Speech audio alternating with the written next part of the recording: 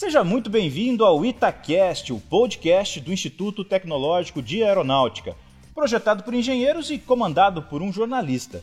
Aperte o cinto porque vai balançar.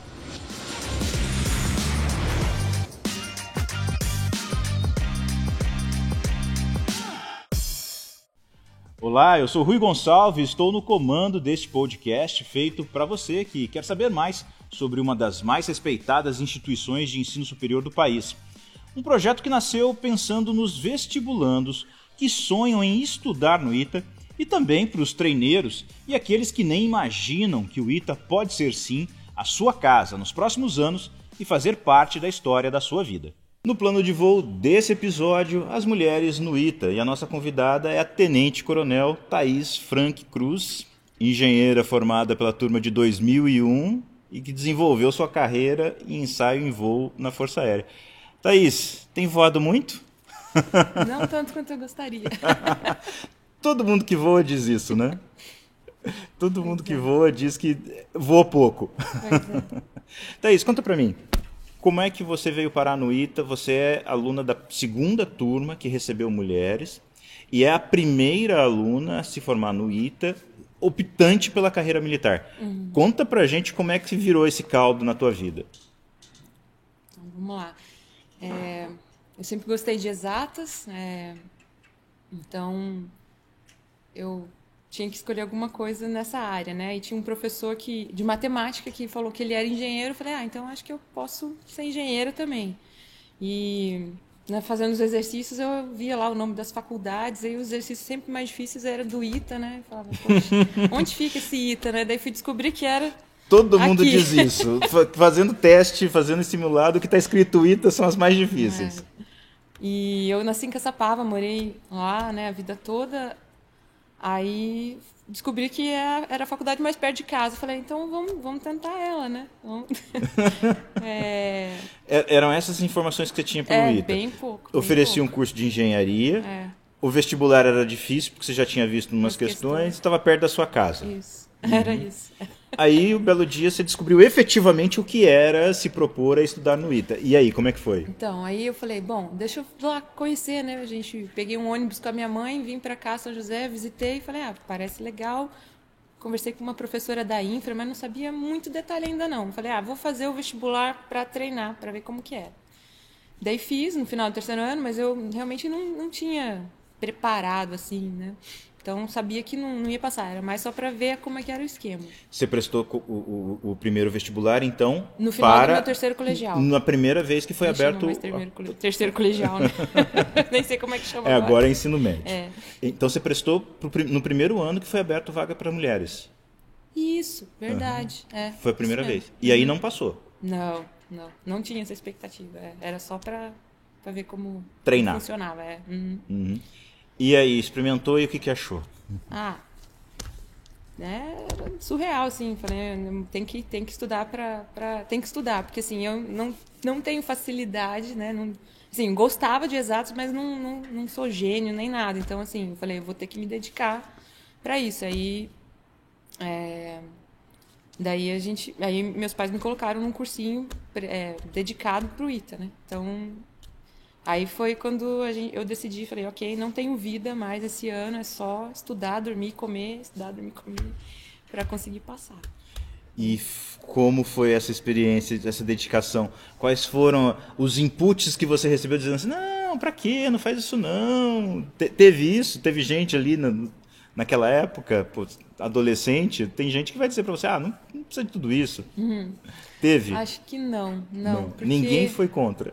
Não, porque tem que voltar um pouquinho na história, no tempo aí, acho que para justificar isso, assim, né? Na verdade, minha família sempre teve condições financeiras muito difíceis, né? A gente sempre passou dificuldade e então, assim, mas mesmo tendo muita dificuldade financeira, assim, meus pais sempre valorizaram muito o estudo, a educação. Então, minha mãe sempre fala isso, né? Assim, deixava de comprar qualquer coisa, não gastava com nada, porque não tinha. Assim, o dinheiro que tinha era para pagar a escola particular e não sobrava para mais nada, né? Então, assim, eu vivi isso a infância inteira, a adolescência inteira. Então, assim, para mim era uma questão de honrar todo esse sacrifício que os meus pais tinham feito. Então, assim, eu não enxergava outro caminho, assim. Eu precisava, vamos dizer, me formar para ajudar em casa mesmo, assim, né? Então, assim, o motivo de eu ter escolhido a carreira militar foi simplesmente esse, assim. Eu precisava me sustentar, ser uma boca a menos para as despesas da minha família, né? Então, começou assim. Então, quando você prestou o vestibular, você já prestou como optante? Não, porque não podia. Não podia. Mulher não podia ser militar naquela época. Foi só quando eu estava no 3º ano do ITA que o vestibular passou a admitir mulher, colocar lá o X, quero ser militar. E aí, como a gente já estava lá, né, as meninas que já estavam lá dentro não tiveram essa opção, eles reuniram todas nós, das que estavam no 1º, 2º, 3º, 4º, 5º ano, juntaram numa sala e falaram, atenção, a partir de agora o vestibular vai aceitar a mulher ser militar. Vocês que já estão aqui, querem? Daí dessa leva toda que estava lá dentro, só eu que escolhi, e o motivo já falei aqui, né? Foi por necessidade mesmo. Então, assim... Você ia passar, a partir daquele momento, a receber o seu soldo, né, que é o seu salário, ainda como estudante. Isso. No caso, já como eu já estava no 3º ano, seria o de aspirante, né?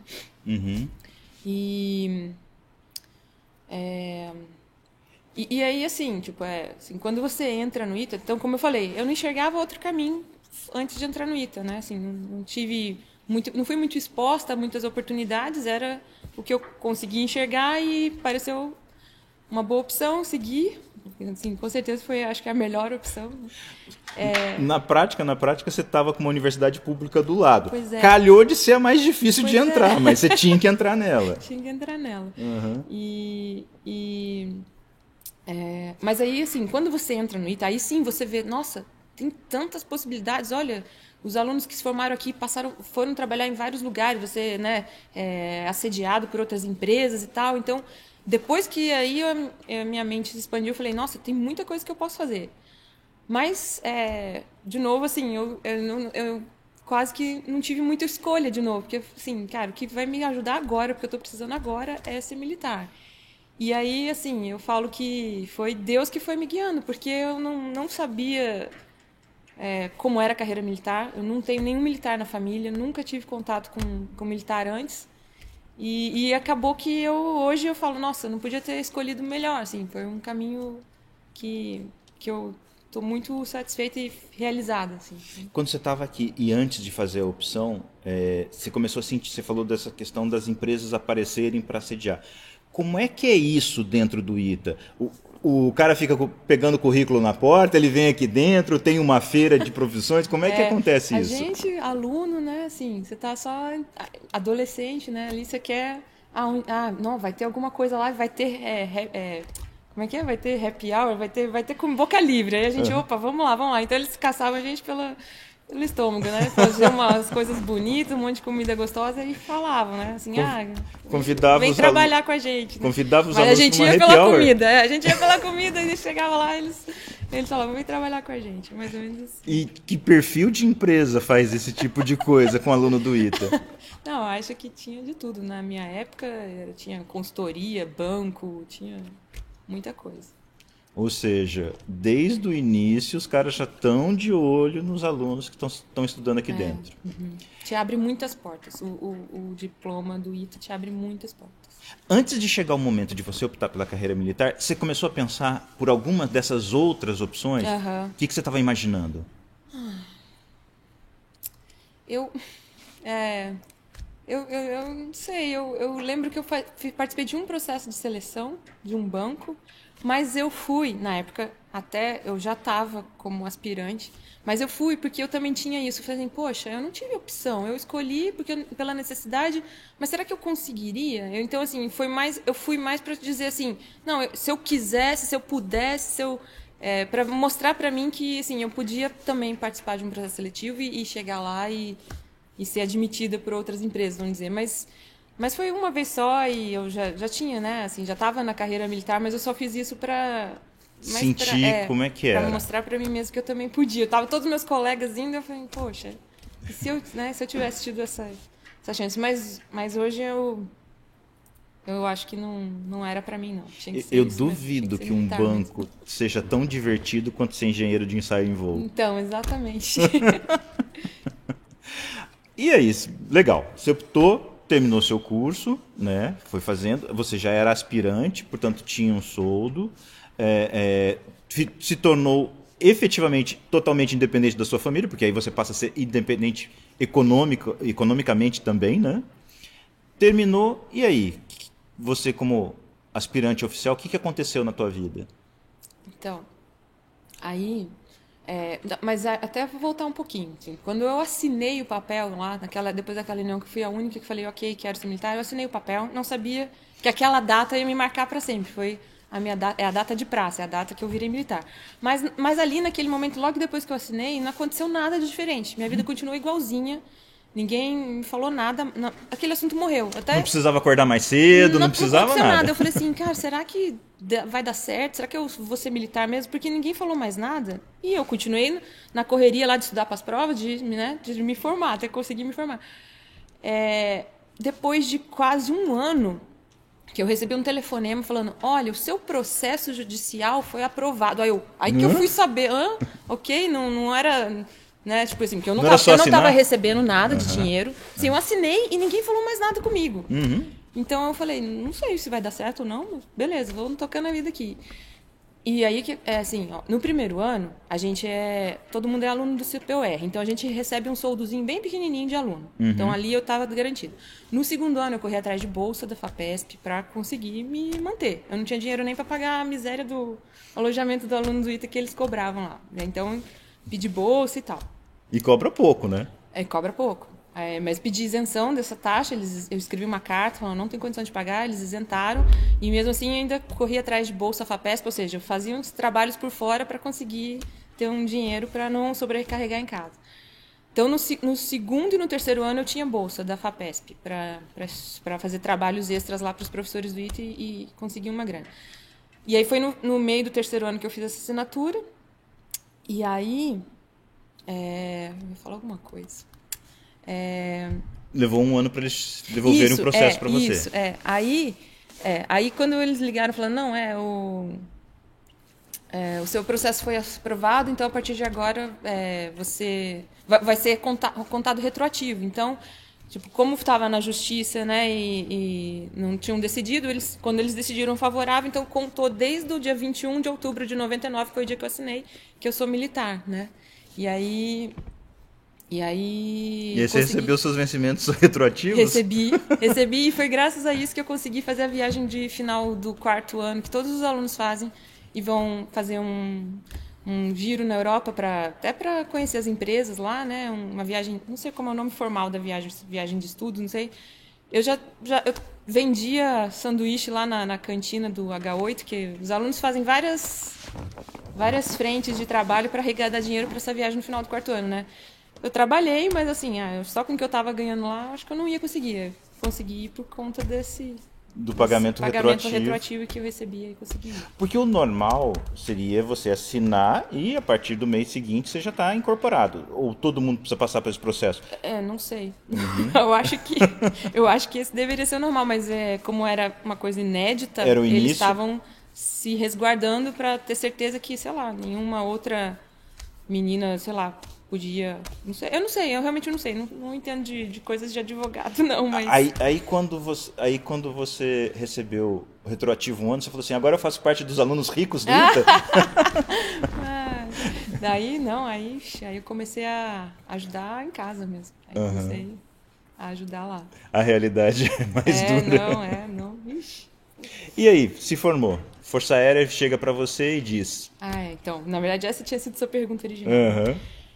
Daí, então no meio do quarto ano que eu comecei a vestir farda, frequentar o CPOR, sendo que os meus colegas de turma, que eram militares, desde o começo do terceiro ano, eles já tinham essa realidade para eles, né? E aí, como eu falei, assim, cheguei, vamos dizer, eu peguei o trem andando já, né? Então, não estava muito a par das regras, como que funcionava. Então, por exemplo, eu nem sabia que as minhas notas no ITA iam influenciar na minha vida militar, não sabia disso, né? Então, tipo, quando a gente se forma, de acordo com a nota que você tirou no ITA, você é classificado, né? Tem o 0,1 de turma, aí que eu fui saber, né? Que era assim que funcionava. Então, eu não tava, eu não tinha essa preocupação, essa ambição de ter notas altas. Como eu falei, eu não sou gênio, então minha preocupação era sobreviver, né? Então, eu estudava, passava, mas assim, não almejava estar lá entre os primeiros. Então, a minha classificação foi das últimas mesmo. E aí, quando chega no final do quinto ano, né, eles abrem as vagas. Então, sei lá, são 12 alunos se formando, tem 12 vagas pelo Brasil, distribuídas pelo Brasil, que eles vão classificando de acordo com a nota. O primeiro que tirou o primeiro colocado, para onde você quer ir? Dentre essas opções, para onde você quer ir? Eu falei, bom, se é assim que funciona, eu vou ficar com as vagas que sobrarem, né? E eu queria ficar em São José, minha família, né? Daí que eu fui me informar as opções que tinham em São José. Então, na verdade, isso eu já comecei, no final do quarto ano, eu já comecei a me preocupar com isso. Aí descobri que eu tinha que fazer um estágio no quinto ano. Nas férias, entre o quarto e o quinto ano, quem é militar tinha que fazer um estágio.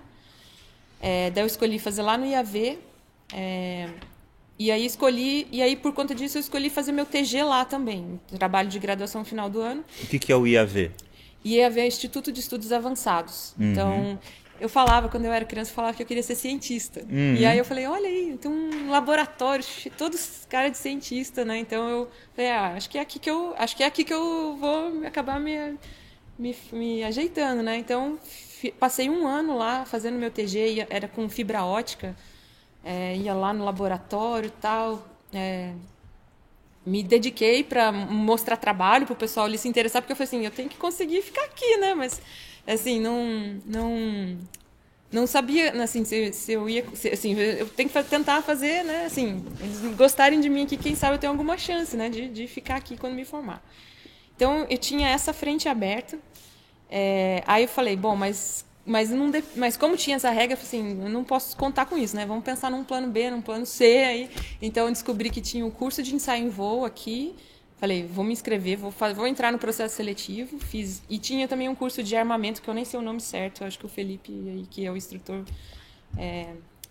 vai me corrigir aí o nome certinho. Mas tinha um curso de armamento que o Instituto de Aeronáutica e Espaço, o IAE, também oferecia. Aí eu pensei, bom, então vou atirar para todos esses lados aí. E quando você fez essas escolhas, você sabia disso tanto quanto você sabia do ITA na época? Exatamente, não sabia nada. Eu só sabia que eram cursos que eram oferecidos aqui. Se você passasse no processo seletivo dele, você ficava aqui. No final das contas, você queria ficar por aqui. Eu queria ficar aqui. Aí o processo seletivo do curso de ensaio em voo, ele é puxadinho, vamos dizer assim, né? Tem que fazer prova de matemática, prova de física, você faz uma avaliação psicológica, né, uma entrevista com um psicólogo e tal. Eles reúnem todos os interessados, faz uma dinâmica lá e a psicóloga avaliando todo mundo. No caso dos engenheiros, da minha turma, nós éramos 5 interessados e tinham 4 vagas. E aí, né, o processo rolando assim, o processo de seleção rolando, eu falei, poxa, mas eu não sei nem o que é voar, não sei como é que é isso, e se eu não gostar, e se eu passar mal? Aí eu falei isso com alguém falou, não, a gente vai arrumar um voo para você ver como é que é, então. Como é que é? Daí tinha uma vaga sobrando num voo de Tucano, me colocaram lá, e eu adorei. Eu falei, gente, isso é muito legal. O cara fazia acrobacia, pirueta, eu adorei. Eu falei, acho que... Aí o que eu pensei? Eu falei, bom, tenho a possibilidade de eu continuar no IAV, que era, né, meu desejo de criança lá, ser cientista, ou ir para o ensaio em voo. Aí eu pensei, olha, se eu for para o ensaio em voo e não gostar, a porta do IAV vai estar lá ainda. Se eu perder a porta do ensaio em voo agora, não sei se ela volta, né? Uhum. Então, falei, vou priorizar o ensaio em voo, né? E deu certo, assim, de eu conseguir ser aprovado no processo seletivo, uma das 4 vagas, né? E aí, muito tempo depois de formada, que eu fui saber por um brigadeiro engenheiro, que na época ele era, eu acho que o diretor do Instituto de Ensaio em Voo, né, o IPEV, o Instituto de Pesquisa em Ensaio em Voo, e o diretor do IAV, eles eram amigos, né? E aí, depois o brigadeiro Venâncio, ele... diretor do IPEV chegou pro diretor do IAV e falou, então, ela passou lá no ensaio em voo, a ele. poxa, você aplicou um golpe baixo, né? Você fez levou ela para fazer um voo. Um voo? Aí o brigadeiro falou, não, golpe baixo não, golpe alto. Eu levei ela lá para cima, para ela ver como é que é. Eu fiquei sabendo disso só depois. Aí você fala assim, gente do céu, você nem sonha o que acontece nos bastidores, né? Mas aí depois que você entra no avião a primeira vez, não dá vontade mais de sair, né? Pois é, né? Aí... De duas, uma, ou você apaixona ou você odeia, não tem meio termo, né? E aí você desenvolveu toda a sua carreira lá. Hoje você é tenente-coronel, ou seja, depois de 21 anos formada, você foi galgando os espaços e sempre por aqui. Porque a engenharia de voo, ensaio em voo, tem que estar localizado aqui em São José. Depois, assim, depois que você... Né, eu fiquei até 2013. Fiquei até 2013, dezembro de 2013 no Instituto de Ensaio em Voo. Então, de 2002, né, até 2013. E aí, assim, uma progressão natural era ir para a área de certificação de projetos. Então, conversei, né, com o diretor do IPEV, o diretor do IFI, que é o Instituto de Fomento e Coordenação Industrial. E aí consegui ser colocada lá. Então, assim, continuando ainda a trabalhar com a área de ensaio em voo, porque ensaio em voo é uma ferramenta para você certificar o projeto. Então, foi um degrau a mais, porque, assim, ensaio em voo você só olha aquilo, mas para certificar um projeto, além do ensaio em voo, tem muitas outras áreas, então também foi uma coisa muito bacana, uma progressão que eu recomendo, né? Se você começa nessa área de ensaio em voo, no futuro... Na verdade, eu já estava até seguindo passos de outros que vieram na minha frente, que eu vi que seguiram esse caminho e falei, poxa, é um caminho bacana. Então acabei indo para o IFI. E depois de lá, fui designada para trabalhar no projeto do Gripen lá na Suécia. Daí passei 2 anos na Suécia. E agora consegui voltar de novo para o DCTA. Então, sempre a carreira no ciência e tecnologia. Então, é muito, muito bacana. Conseguiu ficar em São José dos Campos? Consegui ficar em São José dos Campos. Uma passagenzinha pela Suécia. Como é que foi isso? Nossa, frio. Frio. Sim, tipo, uma experiência muito, muito bacana. Mas realmente o que eu senti saudade foi do calor e da comida daqui. Meu Deus, isso aí não tem jeito. Thaís, o que você pode dizer para alunos, para estudantes que estão pensando em fazer o ITA, ou até mesmo aqueles que ainda não estão pensando em fazer o ITA e se deparam com esse conteúdo, com essa história, que são alunos que no fundo, como você, que não estão sabendo exatamente qual caminho seguir e que tem outros fatores na vida trazendo essas informações e ele precisa fazer uma escolha. O que você pode dizer para esses estudantes sobre escolher o ITA como carreira? Olha, eu acho que hoje, né, com a experiência que eu tenho, como você falou, né, na época que a gente está nessa fase, nesse turbilhão, o que fazer da vida, o que eu quero, o que eu vou fazer da vida, né? Você não tem tanta informação e tem vários fatores aí te puxando para um lado para o outro, mas hoje, já tendo, né, essa experiência e passado por esse caminho, eu não tenho dúvida que é a melhor opção, E aí é uma questão de você pensar no longo prazo, assim, né? Se você for muito imediatista, você vai falar, não consigo, é difícil, não é para mim, não dá agora, mas se você se dedicar um pouco, né? Um pouco ou, assim, muito, né? Assim, se você se empenhar, eu acho que você vai colher lá na frente esse fruto. Então, é uma questão de custo-benefício, assim, é uma escolha assim, eu vou me esforçar agora, vou me dedicar agora para conseguir ter essa opção que é excelente, assim, uma opção que você vai trabalhar com ciência e tecnologia, vai tá entre vai estar com um diploma na mão, né? O diploma do ITA, assim como eu falei, ele abre infinitas portas. Então, assim, no meu caso, né, acabei escolhendo a carreira militar, mas não necessariamente, né? Você vai ter acho que uma carreira brilhante, inevitável isso. Porque as portas começam a se abrir a partir do momento que você abre a sua porta para ingressar no ITA. Essa é a grande mágica dessa dedicação. Também não E a dedicação não vai terminar só a partir do momento que, ok, recebi o resultado, passei no ITA. Não, os 5 anos vão te exigir também uma dedicação que eu não vou saber comparar com as outras faculdades, mas é uma dedicação significativa, né? Então, assim, eu me lembro que quando meu pai deu a notícia que eu passei no vestibular, minha mãe me deu a notícia, alguém falou assim, legal, boa sorte para ela, que dê tudo certo. A minha mãe, como assim? Ela passou, acabou, agora acabou. Tá Aí, começando. depois que a gente foi entender, cara, não, tipo, quantos não ficaram pelo caminho, né? Quantos não se formaram, né? Então, assim, eu acho que é ter essa maturidade, o que é talvez um pouco difícil, né? Eu mesmo penso, poxa, se eu fizesse o ITA agora, talvez tivesse até aproveitado mais, mas coisas da vida, né? Assim, então, assim, mas ter a chance de escutar isso, né? É legal, assim, você tá investindo, é um investimento, você tá fazendo um investimento ali para colher no futuro, realmente. Thaís, para encerrar, conta uma história de um ensaio em voo que te deixou de cabelo em pé. Ai, deixa eu ver. Não era exatamente um ensaio em voo. Que me deixou demais cabelo em pé.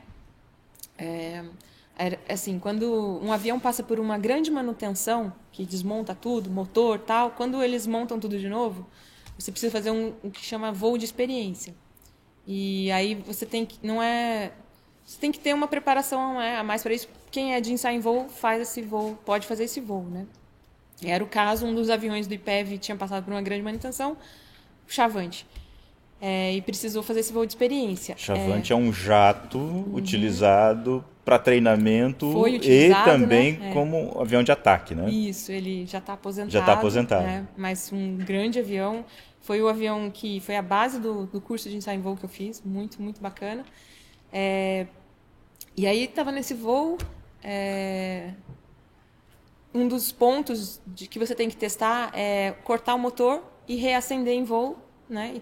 Para checar que se isso acontecer, que tudo vai correr bem. Cortar motor e reacender em voo significa desligar o motor e ligar planar, em voo. E planar. Planar. Eu brinco que no ensaio em voo a gente é cobaia, né? A gente é cobaia, assim, tipo, você vai lá, testa, se der certo, aí os outros podem voar. Então, você é cobaia. E aí desligou. Desligou, beleza, faz parte, conta lá um X tempo, anota os parâmetros, né, tal. Quando o piloto foi reacender, não acendia, não ligava o motor. Aí, uma tentativa, nada, segunda tentativa, nada. Aí você já começa a ficar, poxa, tô caindo, tô perdendo altitude aqui. Aí, eu não sei por quê, né, por que será, mas minha perna ficava assim, sem eu controlar, ela assim... Então, gente do céu, o que está acontecendo? Esse avião não vai ligar de novo. E aí o piloto tentando, falando no comando, falando no rádio, né, avisando a torre, né, olha, não estou conseguindo acender, não estou conseguindo. Vou fazer um procedimento aqui, né, para aterrar sem o motor. Mas aí, graças a Deus, foi só um mal entendido. O piloto estava apertando o botão do rádio, em vez de apertar o botão para ligar o motor. E a torre estava tentando falar com ele, mas ele apertando o botão para tentar ligar o motor, e era o da rádio. A torre não conseguia falar, você está apertando o botão errado. Você tá fechando a frequência aí, né? Aí, graças a Deus, aí a gente viu que era isso. Ele apertou o botão. Mas assim, já tava assim, ok, vou ejetar, vou cair, tem que rolar. Já tava todo no mental ali, já pensando, meu Deus, me ajuda. Não precisei dessa ajuda nessa hora. Isso foi o mais sério? Eu acho que foi o que, assim, pessoalmente foi, sim. Teve uns baixos, assim, em campanhas, assim, mas aí são detalhes mais técnicos, assim, que eu acho que não vem ao caso, assim. Tem, assim, os sucessos ou os insucessos da campanha, mas faz parte, né? Naquele dia você pensou por alguns instantes, devia ter aceitado o banco. Não, pensei não. Thaís, adorei o papo, obrigado demais por ter aceitado esse convite de vir aqui com a gente, bater esse papo com os estudantes, quem está pensando em fazer o ITA. Obrigado e muito sucesso para você. E a gente fica por aqui, acesse o nosso canal, veja todos os conteúdos que a gente tem e faça uma boa escolha. Quem sabe você está aqui com a gente no próximo ano. Bye, bye.